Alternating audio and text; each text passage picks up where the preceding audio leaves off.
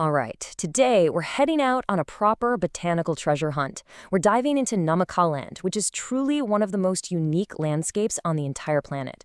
And our guide, well, it's the travelogue of an explorer named Oda Melitar. Believe me, it's a journey filled with some pretty wild discoveries and the strange, resilient beauty of life in a place that looks like it shouldn't have any. So, let's set the scene. Our adventure kicks off in the Richtersveld, right in the heart of Namaqualand. And when you first see it, it's like a withered wonderland. It's this sun-scorched canvas of rock and sand that seems almost hostile to life. It's ancient, it's huge, and honestly, it feels completely empty. So you have to ask yourself, right? In a place this extreme, what does it actually take to hang on? How does anything manage to carve out an existence in this seemingly barren world? And here is the answer in all its weird glory. See, the secret of Namaqualand isn't that it's empty. It's that its treasures are hidden. Life here takes on these bizarre, almost alien, and just beautiful forms you can't even imagine.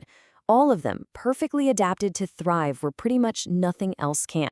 Okay, so that brings us to the first real quest of the journey. Because this expedition team, they weren't just there to admire the scenery. Nope. They were on a very specific and very tricky treasure hunt. And their mission started, funnily enough, not with a high-tech GPS, but with an old book. A book on South African comifera trees. These are these amazing resinous trees, and the team was hunting for 4 different species they knew grew somewhere in the Richtersveld. But the book they were using had a critical piece of information missing. At least most copies did.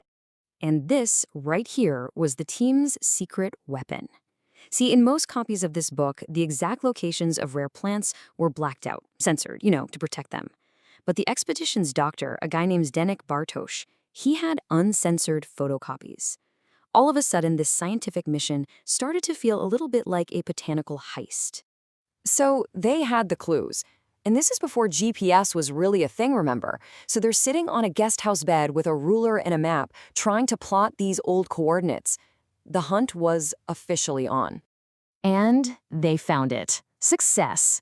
Following those super vague pre-GPS coordinates, they just stopped the car, walked a few meters over to this lonely little hill, and there it was, Commiphora nemesians. This 1-meter-high shrub with twisted, thick branches and a light gray bark. A real rugged survivor. What a victory, right? Found with basically nothing more than an old book and a ruler. But you know how it is on these trips. Sometimes the greatest discoveries are the ones you weren't even looking for. And this next chapter of the adventure, it's a perfect example of that kind of botanical luck. I love how the author puts it. While they were looking for something totally different, the team just stumbles upon this rocky hill that turned out to be a gold mine of another plant genus, Euphorbia.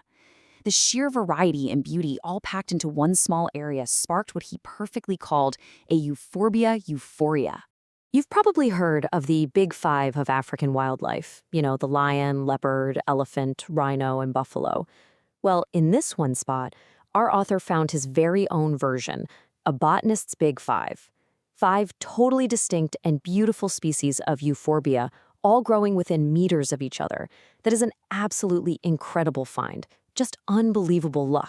And just look at one of them. This is the small but mighty Euphorbia rudis. Look at this thing. It's almost camouflaged against the ground, this weird, novelty little body with its khaki-colored fruits just stretching right up to the sun. It's a perfect example of the wild survival tactics these desert plants come up with. All right, so the next quest took the team searching for a place that was almost legendary among botanists, the Umdaus Valley. It was a place that people whispered about, with this mix of total reverence and a little bit of fear. So the author tells this great story about asking an expert back home where exactly this Umdaus Valley was, and the expert's reaction wasn't excitement, it was just sheer terror.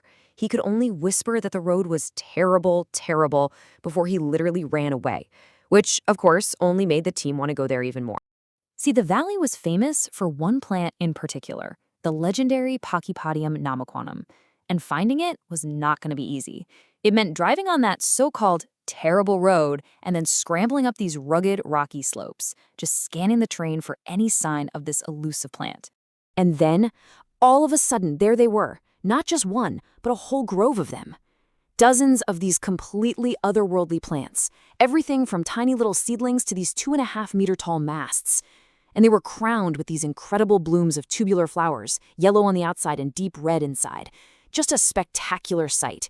It was proof that the mysterious Umdus Valley had definitely lived up to the hype. You know, an expedition like this isn't just about the plants. It's also about the journey itself. The challenges, the weird little moments, and the simple realities of what it's like to live on the botanical frontier. I mean, imagine being surrounded by this kind of majestic, humbling beauty every single day. The landscapes are just breathtaking, and the silence is so profound. It must feel like you're on a whole other planet.